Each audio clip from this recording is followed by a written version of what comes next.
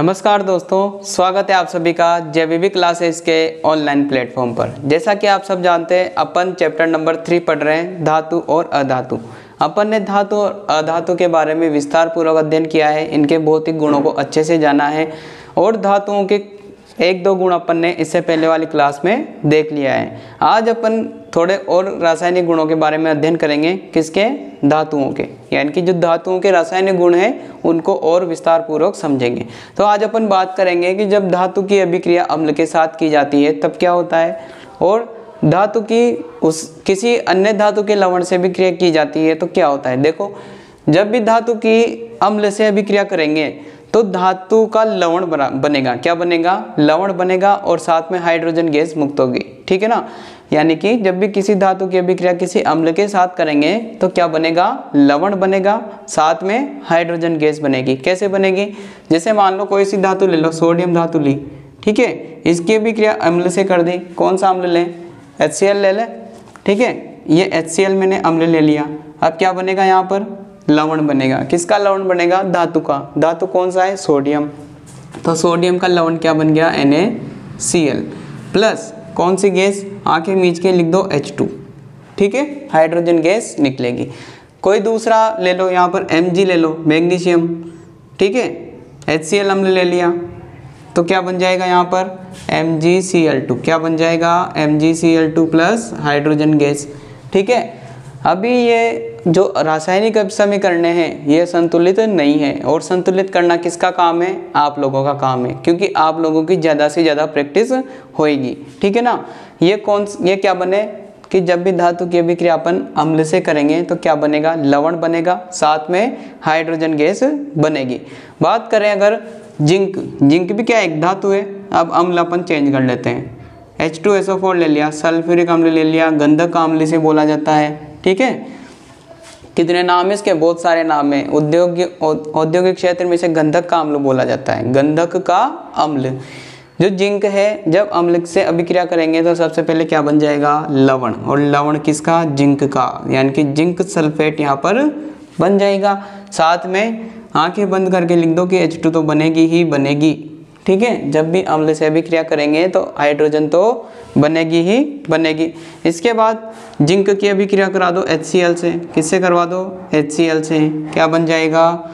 Zinc chloride. क्या बन जाएगा? Zinc chloride. और ये सब क्या है? ये सब लवण है, यानी कि ये सोडियम का लवण है NaCl, ये मैग्नीशियम का लवण है MgCl2, ये जिंक का लवण है, ये भी जिंक का लवण है। अगर नाम की बात करें तो sodium chloride, magnesium chloride, zinc sulphate, zinc chloride. ठीक है, कोई दिक्कत नहीं होगी। ये तो अपन रोज काम में लेते हैं, NaCl जो नमक होता है। तो अपन ने क्या सीखा कि जब धातु की अभिक्रिया किसी अम्ल के साथ की जाती है तो क्या क्या बनता है? लवण बनेगा, साथ में हाइड्रोजन गैस बनेगी। अब अगले गुण पर आते हैं। जब इन्हीं लवणों के साथ किसी अन्य धातु की अभिक्रिया करवा दी जाए तो क्या होगा? देखो, जब धातु A, अब समझना है, थोड़ी समझने वाली बात है। हालांकि अपन इसको पहले चैप्टर में पढ़ चुके हैं, जो चैप्टर नंबर 1 है उसमें पढ़ चुके हैं, फिर भी आपका रिवाइज हो जाएगा। जो धातु A है और जो धातु B है उसका लवण लेते हैं। ठीक है, धातु B का लवण यहाँ पर अपन ने ले लिया। जब धातु A की अभिक्रिया धातु B के लवण के साथ की जाती है तो क्या बनेगा? धातु A का लवण बनेगा। ठीक है, धातु A का लवण बनेगा और धातु B बनेगी। ठीक है, मुझे ऐसा लगता है कि आपके दिमाग में रिएक्शन आ रही है धीरे धीरे। ठीक है, जो धातु A था उसने धातु B को विस्थापित कर दिया और धातु B की जगह पर सेट हो गया खुद, और धातु B अलग। ठीक है ना। कैसे? देखो, मान लो यहाँ पर मैंने ले लिया फेरस। क्या ले लिया? फेरस। और यहाँ पर मैंने ले लिया कॉपर सल्फेट। क्या ले लिया? Copper sulphate. अब ये किसका लवण है? कॉपर का लवण है, कॉपर सल्फेट। जानते ना, क्योंकि सल्फेट जिसके पीछे लगा होता है धातु के पीछे तो वो लवण होता है। अब यहाँ क्या बनना चाहिए? अब देखो, ये बेचारे गार्डन में दोनों अकेले बैठे थे। कॉपर किसके साथ बैठा था? सल्फेट के साथ बैठा था। अब इनके जोड़े पर नज़र पड़ गई किसकी? फेरस की, लोहे की। अब लोहा क्या है? तांबे से ज़्यादा ताकतवर है। ठीक है, हालांकि ताकतवर और कमज़ोर कब सीखोगे आप लोग? जब आप सक्रियता श्रेणी पढ़ोगे। ठीक है, तो आपको अगली क्लास में सक्रियता श्रेणी पढ़ा दी जाएगी। पहले तो ये समझ लो कि जो कॉपर होता है उससे ज़्यादा ताकतवर कौन होता है, फेरस होता है। तो जो ये फेरस है ना, अब ये सल्फेट को इम्प्रेस कर लेगा, ठीक है। अब सल्फेट को इम्प्रेस करेगा तो सल्फेट कहाँ आना चाहेगा, फेरस के पास।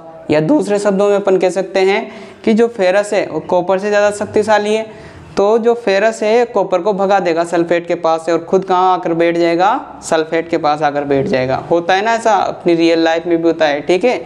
ज़्यादा भावुक होने की ज़रूरत नहीं है, होता है सबके साथ। तो जो फेरस है वो किसके साथ आकर बैठ जाएगा, सल्फेट के साथ आकर बैठ जाएगा, और ये कॉपर है ये अलग हट जाएगा, ठीक है। तो अभिक्रिया कैसे होगी, फेरस का क्या बन जाएगा, लवण बन जाएगा और कॉपर अलग।